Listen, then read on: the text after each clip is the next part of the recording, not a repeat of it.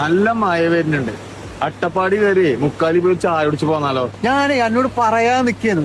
ഇന്ന് നല്ല മൂടുണ്ട്, വണ്ടി എടുക്കാൻ. കോട്ടൊന്നും വേണ്ടട്ടോ, മുക്കാലി വരെ മഴ കൊണ്ടുപോവാ. ആ, എങ്ങനെ വേണമെങ്കിലും പോവാ.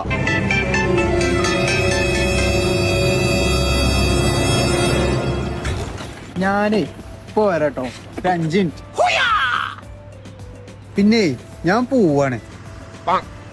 എടാ മുക്കാലി വൈബ് ചായ. എടാ വൈബൊക്കെ പോയടാ.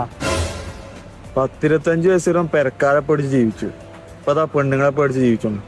പേടിക്കാനായിട്ട് ഒരു ജന്മം. ഇതിനെ പേടി എന്നല്ല പറയല്, പച്ച മലയാളത്തിൽ ഇതിനെ പറയും ഉത്തരവാദിത്വം എന്ന്. ഒരു കുടുംബത്തിൻ്റെ അല്ലെങ്കിൽ ഒരു ഭാര്യയുടെ ഒരു നാഥനായിട്ട് ആ വീട്ടിൽ അങ്ങനെ ജീവിക്കുമ്പോൾ പല ഉത്തരവാദിത്തങ്ങളും പല കടമകളും അവർ നിർവഹിക്കേണ്ടി വരും. അതിന് പല യാത്രകളും അവർ ഉപേക്ഷിക്കേണ്ടി വരും. അതിനെ തന്തവൈബ് എന്ന് ഓമന പേരിട്ട് വിളിക്കുന്ന ഈ ജനറേഷൻ, അത് തന്തവൈബാണെങ്കിൽ ഇരു കൈകളും സ്വീകരിച്ച് മാറോട് ചേർത്ത് വെക്കും ആ തന്തവൈബിനെ.